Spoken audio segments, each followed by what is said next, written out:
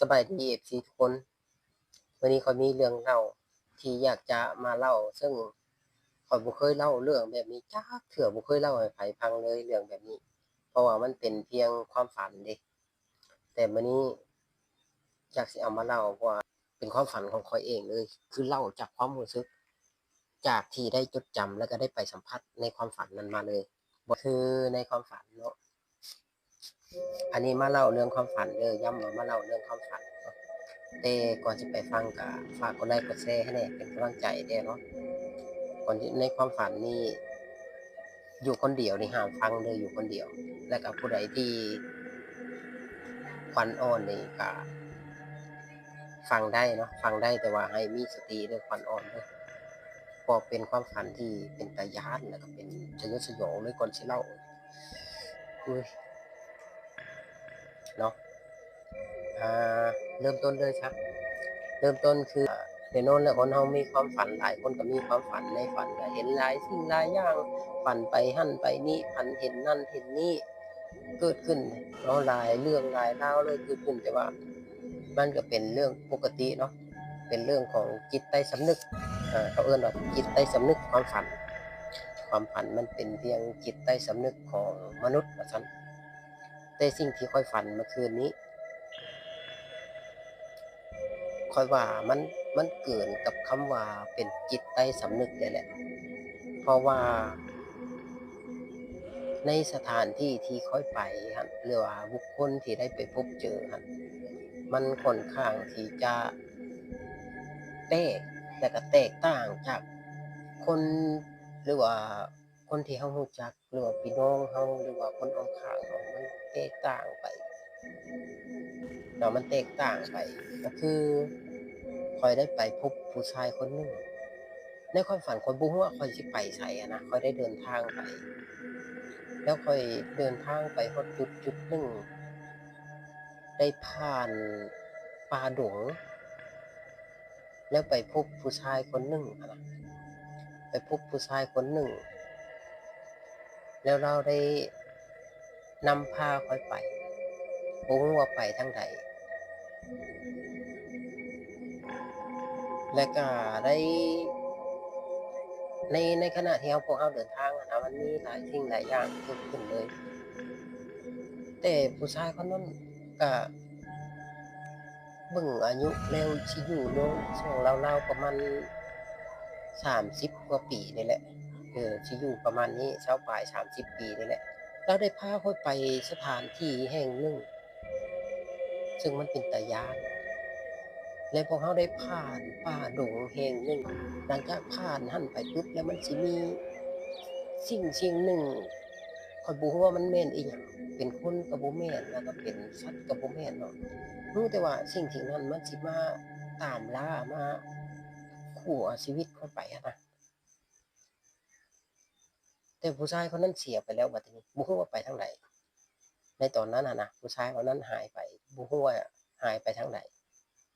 พบกับคนเฒ่าคนหนึ่งคนเฒ่าคนนั้นที่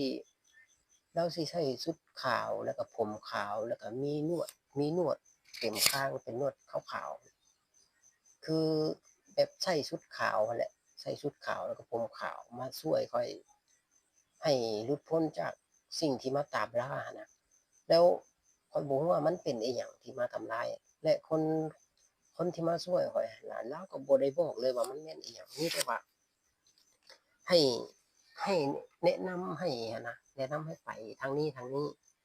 แต่เลาก็บ่บอกละเอียดหั้นนะบ่ยอมบอกว่าข้อยกำลังเผชิญกับอิหยังแล้วก็ไปเห็นอิหยังซึ่งตอนนั้นข้อยย้านแรงบัดทีนี้ไป แล้วผู้ชายคนนั้นก็กลับมาผู้ชายที่ไปนำกันน่ะบิดกลับมาแล้วก็ได้พาไปอีกสถานที่แห่งหนึ่งไปสถานที่นี้นี่เขาได้เห็นคล้ายคือคล้ายคือบ้านเมืองเฮานี่แหละแต่ว่า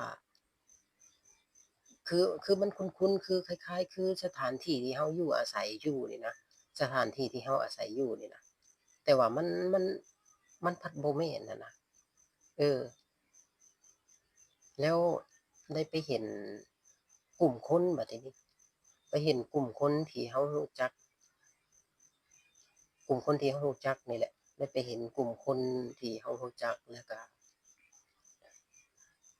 ได้ไปเห็นทั้งการสูญเสียคนที่เขาเจ้ารักไปมีทั้งการร้องไห้การอ้อนวอนหลายสิ่งหลายอย่างได้ไปเห็นนะแล้วก็มีทั้งหลายสิ่งหลายอย่างซึ่งสิ่งที่ตามล่าข้อยหั้นยังอยู่ยังมาตามล่าข้อยอยู่แต่ข้อยได้หลบลี้หรือว่ามันมันมันบ่สามารถที่จะมาเอามาทำร้ายข้อยได้อะนะบ่รู้ว่ามันเป็นหยังซึ่งสิ่งที่ข้อยไปเห็นที่ว่าอันนั้นน่ะเป็นนั่นน่ะเห็นอันกลุ่มคนที่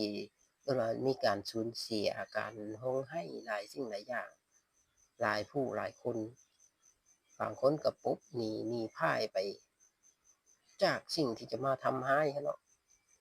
บ่จักลี้อยู่ไสอยู่หญ้าแล่นเข้าป่าเข้าดงโอ้ถือว่า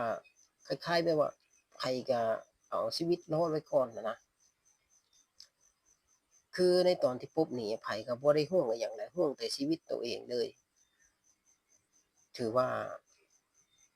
มันเห็นแล้วก็เป็นสิ่งที่เป็นตาย้านแต่ว่ามันมีแนวเป็นตาย้านหลายกว่านี้อีกสิ่งที่ตามล่านั่นก็ยังคงตามล่าอยู่แต่ว่าบ่รู้ว่าแม่นหยังแล้วบัดทีนี้ค่อยได้ไป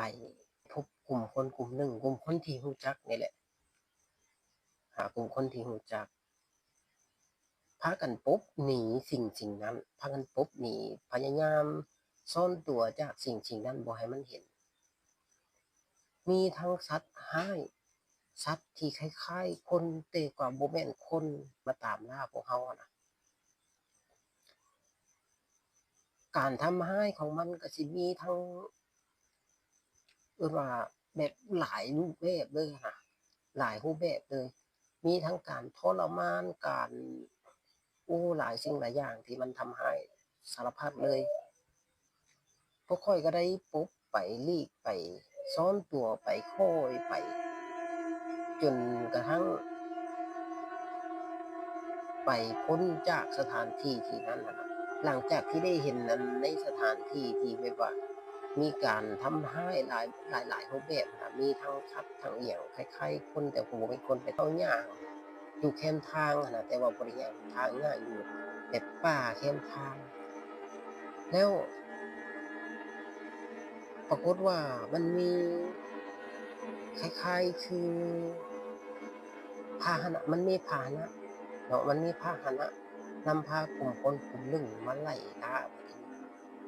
ที่ว่าไล่ล่าก็บ่แม่นนะมันมาพยายามเอาสิ่งหนึ่งให้ข้อยบ่รู้ว่ามันเป็นหยังเป็นแบบสิ่งนี้หั้นน่ะมันจะพาข้อยไปเจอสิ่งที่สยดสยองอีกกว่าเก่าหลายสิ่งหลายอย่างอะนะสิ่งที่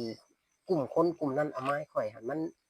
มันจะนำพาข้อยไปเจอสิ่งที่แบบรุนแรงแล้วก็เป็นตาย้านกว่าเก่าอีกแล้วได้เอาให้ข้อยให้กินให้ได้คือบังคับให้กิน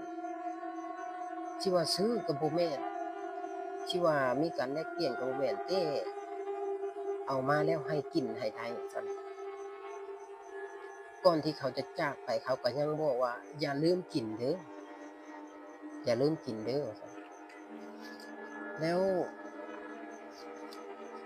ในตอนนั้นข้อยบ่ทันได้กินในเส้นทางที่พวกเราไปอะมันมีทั้งบ้าน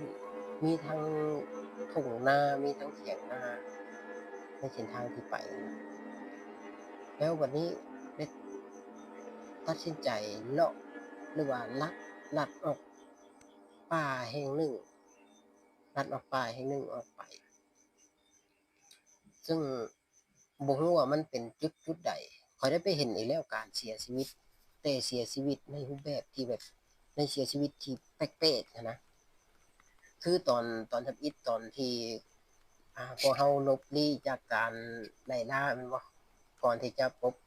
หลบหนีออกมาเข้าสู่ป่าแล้วก็ย่างนำทางนั้นมันมีการสูญเสียเนาะต้องค่อยเว้าว่ามันมีการสูญเสียการร้องไห้การเสียคนรักเสียคนในครอบครัวไปหั้นนะมาฮอดจุดนี้ ค่อยได้ไปเห็นเฮ้ยบ่ฮู้แนวสิเว้าก็ร่างกายของคนนี่แหละว่าซั่นซะร่างกายของมนุษย์ที่บ่มีลมหายใจแล้วอะนะร่างกายคนที่นอนตายอะมันมีทั้งนกมีทั้งสัตว์แล้วก็มีหลายสิ่งหลายอย่างมาวนเวียนในเขตนั้นและตอนนี้มีผู้ชายที่พาข้อยไปทำอิฐนั้นกลับมาบ่ฮู้ว่ามาตอนใดผู้ชายคนนี้หั้นน่ะกลับมาหาข้อยอีกแล้วได้พาข้อยไปบัดทีนี้พาข้อยไปย่างไปเรื่อยๆย่างเข้าไปบัดทีนี้หลังจากที่ได้เห็นศพเห็นคนตายนอนอยู่มีทั้งสัตว์มีทั้งอิหยังมาคอยจีกมาจิกกินเนื้อกินหยังอะนะแล้วผู้ชายคนนั้นพาเข้าไปอีกโดยที่มีคนเฒ่าใส่ชุดขาวที่ข้อยเว้าทำอิฐมาแนะนำมาช่วยข้อยทำอิฐหั้นนะมาแนะนำก็แม่นมาช่วยก็แม่นเลาได้ตอนนี้ข้อยบ่ฮู้ว่าเลาได้เว้าอิหยังรู้แต่ว่าเลาให้ไปตามเส้นทางที่เลากำหนดเท่านั้นเดะเลาให้ไปตามเส้นทางที่เลากำหนดถึงสิยากส่ำใดก็ให้ไปให้ได้เลาให้ไปตามเส้นทางที่เลากำหนดเลากำหนดคือให้ไปทางนั้นแต่ทางที่จะไปอะมันเป็นป่าที่มืดเป็นตาย้านแรงป่าที่มืดแล้วก็เป็นตาย้านนั้นก็ยังคงมีเส้นทางให้พวกเราไปอยู่ผู้ชายคนนั้นก็พาข้อยไปตามการที่คนเฒ่าคนนั้นแนะนำคนเฒ่าใส่ชุดขาวคนนั้นแนะนำนั่นแหละผู้ชายคนนั้นพาข้อยไปย่างไปเข้าป่ามืดลงบัดนี้ไปเจอห้วยน้ำห้วยหนึ่งน้ำมันหลายแรงบ่รู้สิไปจั่งใดบ่ทันได้เว้าว่าสิไปแนวใดมันมีแต่น้ำเส้นทางตัวนั้นแหละคนเฒ่าคนนั้นให้ไปตามเส้นทางตัวนี้มาอยู่ไปอยู่มาแล้วผู้ชายคนนั้นได้เว้าขึ้นว่าพวกเราลงทางลุ่มพวกเราลงทางลุ่มลงทางลุ่มก็ยังต้องผ่านน้ำนั้นไปอยู่ผ่านน้ำนั้นไปแล้วไปเจอกับคือคล้ายๆแบบคล้ายๆคือมันเป็นทางโผล่ขึ้นมาจากน้ำเลยมันเป็นเส้นทางโผล่ขึ้นมาจากน้ำคล้ายๆคือพลานหินคล้ายๆคือพลานหินที่แบบมันเป็นแบบเส้นทางสำหรับคนย่างโดยเฉพาะแล้วมันมีคือเส้นทางมาหยุดอยู่ที่ก้อนหินก้อนนั้นแล้วก็คือคาน้ำเลยน่ะพอเราได้ขึ้นก้อนหินก้อนนั้นแล้วก็ย่างออกมาย่างออกมาจนผู้เมื่อตื่นขึ้นมาบ่ฮู้ว่าไปฮอดจุดใดแต่ว่าได้ตื่นจากความฝันตื่นขึ้นมา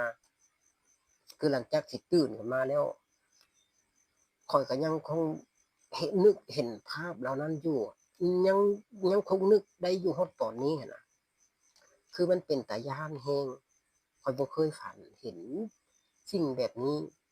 รุนแรงแบบนี้มาก่อนเลยมีทั้งการไล่ล่าการฆ่าฟันการทำร้ายร่างกายการเสียชีวิตการล้มหายตายจากของบุคคลของมนุษย์โอ้โฮคือในฝันมันเป็นเวลาที่ยาวนานอีหลีเดะมันหลายมื้อหลายเว้นเลยมันเป็นเวลาที่ยาวนานในความฝันอะนะหลังจากที่ตื่นมามันเฮ็ดให้ข้อยย้านจนบ่กล้าที่จะหลับตานอนต่อไปอีกเพราะว่าย้านจะไปฝันเห็นสิ่งเหล่านั้นขึ้นมาอีกนะจับโทรศัพท์ขึ้นมาเบิ่งโมงประมาณ3โมงหรือว่าตี3นี่แหละบ่กล้าหลับอีกเลยบัดทีนี้บ่กล้าหลับอีกเลยเพราะว่าสิว่าแนวใดวะมันเป็นตาย้านว่าซั่นซะมันเป็นตาย้านแรงในฝันอะนะเพราะว่าในสถานที่ที่เราบ่เคยไปแล้วก็ได้ไปเห็นหลายสิ่งหลายอย่างมันน่าสยดสยองก็สิประมาณนี้